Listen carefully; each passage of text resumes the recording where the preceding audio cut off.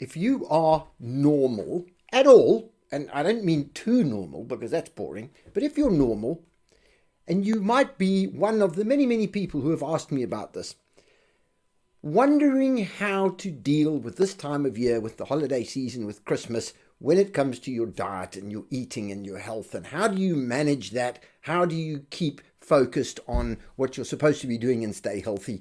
Then this video is for you. And I'm one of you, okay? I struggle at this time of year because I'm a sugar addict. Although I generally don't eat sugar, I don't have carbohydrates in my diet. Generally, it's very difficult at this time of year.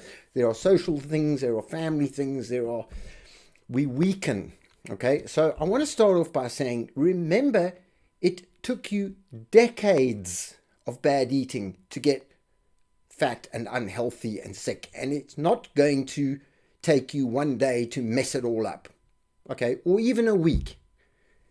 You'll be fine so long as you don't lose the long-term focus. All right. But all that being said, let's have some strategies for actually dealing with this. Welcome to Shapefixer. I'm Andrew. I'm a nutritionist. I'm on a very low carbohydrate diet, a ketogenic diet. In fact, I'm on a carnivore diet, which is a really low carbohydrate diet. And these are some of the things that I do and some of the things that I talk to my clients about as a nutritionist to help deal with this time of year. And remember, we're supposed to be enjoying this time of year. So don't see it as a struggle and a fight. Just see it as something to embrace, but there are ways that you can get through it. So generally speaking, do not stock the house with stuff you fundamentally don't want to eat.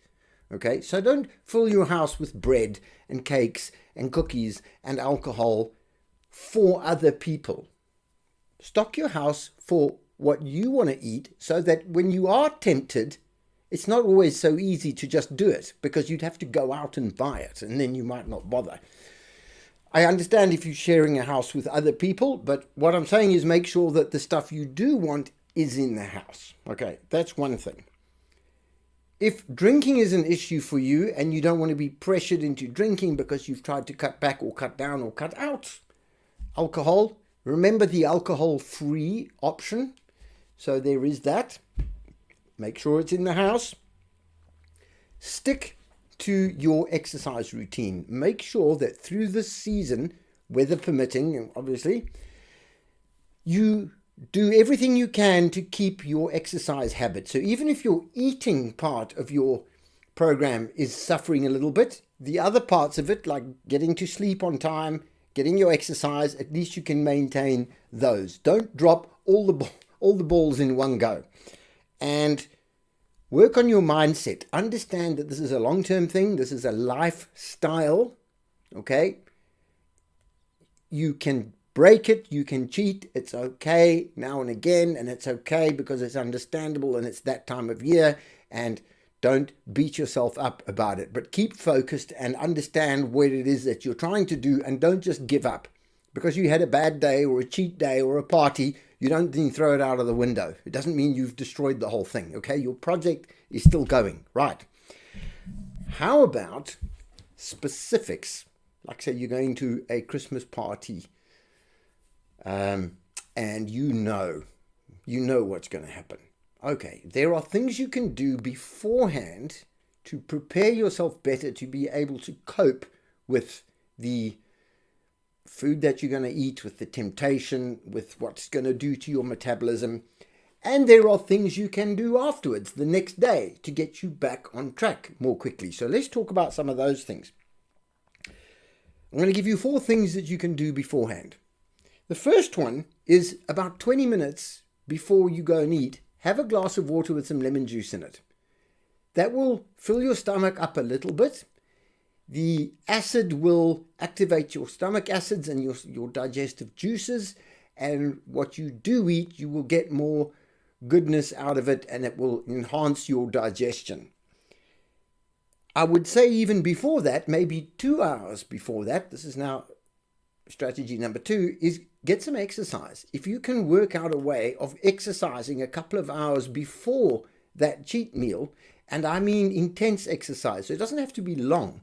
Just a bit of resistance exercise or something with some effort to burn out any glycogen or sugar stores that are in your muscles or in your liver, because what you're doing then is you're making space for it, so that if you do eat carbohydrates in your meal, they will go to glycogen reserves in your muscles and be burnt later on, rather than turning to body fat, which is what they will do if your glycogen stores are full. So empty your glycogen stores, exercise before the meal, a couple of hours before, and then what you do eat is not going to go to body fat.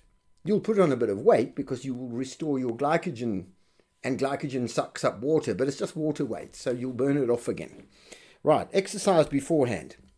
Strategy number 3, eat slowly. Because when you eat carbohydrates and your insulin goes up, your hormones that normally tell you when to stop eating are not going to work properly, and you will overeat. And you will eat until you're in pain, because that's what we do with carbohydrates. If you eat slowly, your stomach will stretch and the receptors will start telling you that you're full, and you will stop. What happens when you eat too quickly is that there's a time lag between your stomach stretching and the message getting through to your brain. And during that time delay, you stuff a whole lot more food in your face. And by the time you get the message that your stomach has stretched and you're full, it's actually over full, and you end up 10 minutes after that in pain.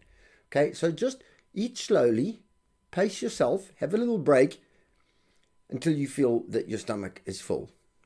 So you will eat a little bit less that way. And then the last thing is, if you do have a choice in terms of what to eat, especially if it's a buffet, eat protein and fat first. If you must eat the carbohydrates at all, go for the protein and the fat. That will fill you up, and you will lose interest in food, and you're less likely to binge on the carbohydrates. If you eat carbohydrates first, you're done, because that's what you're going to eat until you're completely stuffed. So go for the protein and the fat first. Right, that will help you manage a little bit, but you still need to manage now the next morning. So understand that the next morning you are going to feel crap. And I'm not meaning guilt crap. Well, you might, but you don't need to do that. Because you will feel metabolically crap, because you will have had insulin spikes. It will have come down by now. Your blood sugar will be maybe all over the place. You will feel hungry and a bit shaky, and you'll be looking for more carbohydrates to eat. So prepare yourself for that in advance. Understand why you feel crap. Understand that it doesn't matter, because it'll go away. And don't eat anything. Okay, this is very, very important. Your normal morning routine of not eating until you're hungry, whether that's 12 o'clock, 1 o'clock, 2 o'clock. Even if you are hungry in this instance, don't eat until 12, 1, 2. Okay, treat it as a normal day and just don't eat anything. And that will flip the switch back to the fat burning, and you'll be back on track. The second thing you can do to help you with that is have a glass of apple cider vinegar and water. So we know the apple cider vinegar trick. It's a tablespoon of apple cider vinegar in a glass of water. You can put a teaspoon of lemon juice with it for taste if you want to. And that will do a couple of things. One is it will delay your hunger.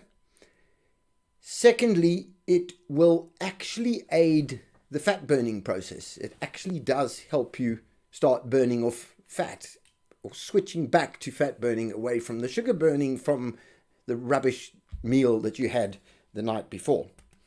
The third thing is get some exercise. Endurance exercise, slow aerobic exercise. Go for a walk, 20 minutes, 30 minutes, go out and walk. Because what you're going to do then is start burning off those extra sugars that you had the night before. Remember I said that your carbohydrates going to go into glycogen reserves? You want to burn that off. So you go for a walk, burn the glycogen away. That will also help your body reset back to its normal fat burning metabolism. The fourth thing is electrolytes. Remember that when you have a lot of carbohydrates, you tend to wash your electrolytes out and your salts, and you may have had some cramping in the night.